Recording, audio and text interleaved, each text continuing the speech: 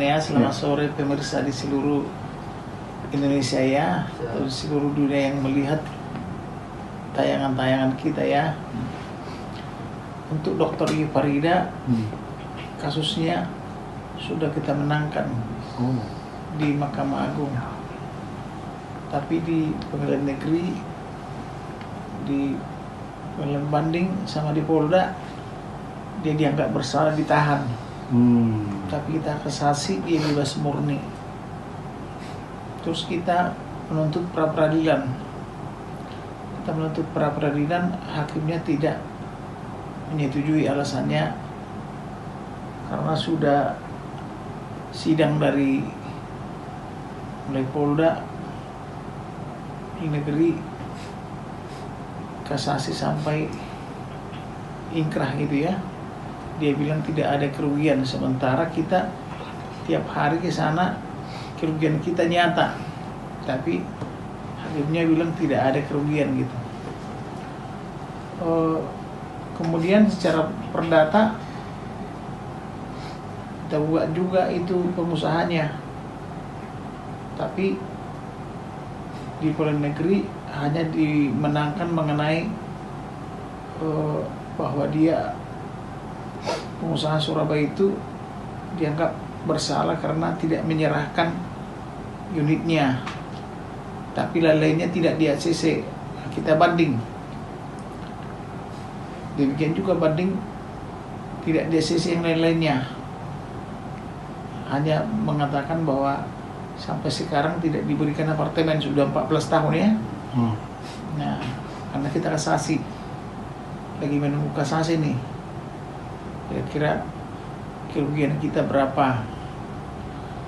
Kemudian di pengadilan negeri di Paminal ya, di Paminal juga SP3. Tak apa alasan SP3-nya. Lalu di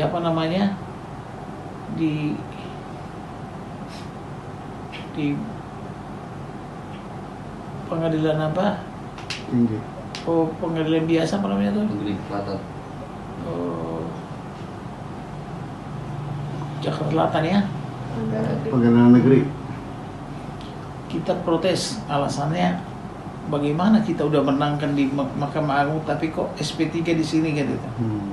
Akhirnya dibuka lagi nanti tanggal hari Kamis atau hari Jumat minggu depan. Alasannya lagi sibuk mereka menyiapkan berkas Roy Suryo dan kawan-kawan, katanya udah tersangka katanya kan. Jadi kita bilang ini harus mendesak juga. Jadi apalagi kita sudah menang, saya bilang itu.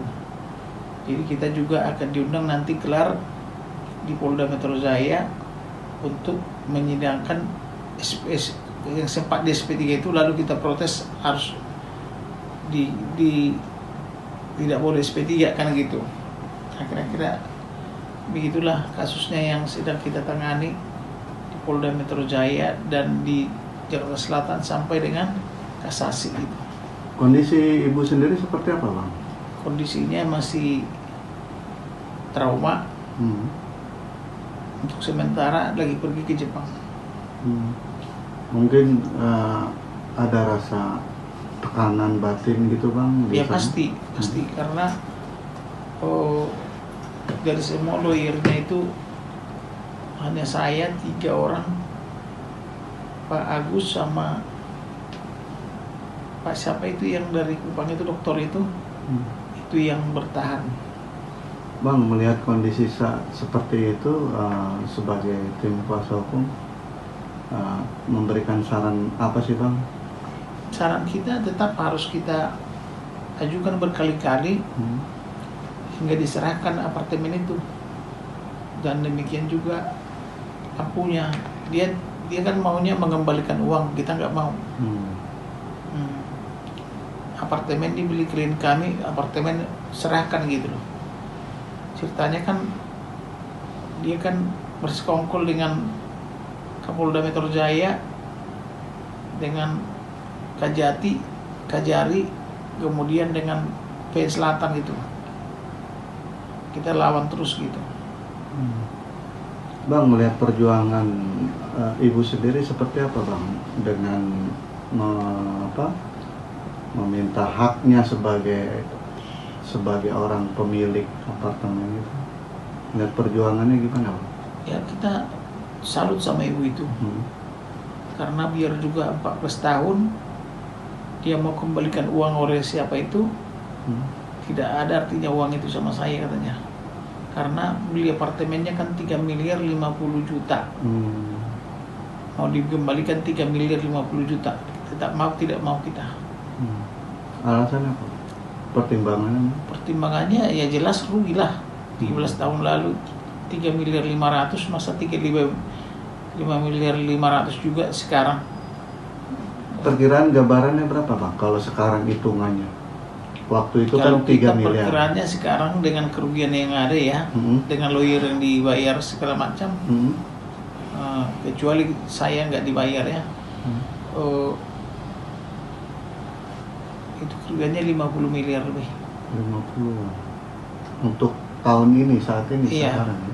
karena udah 13 tahun berperkara.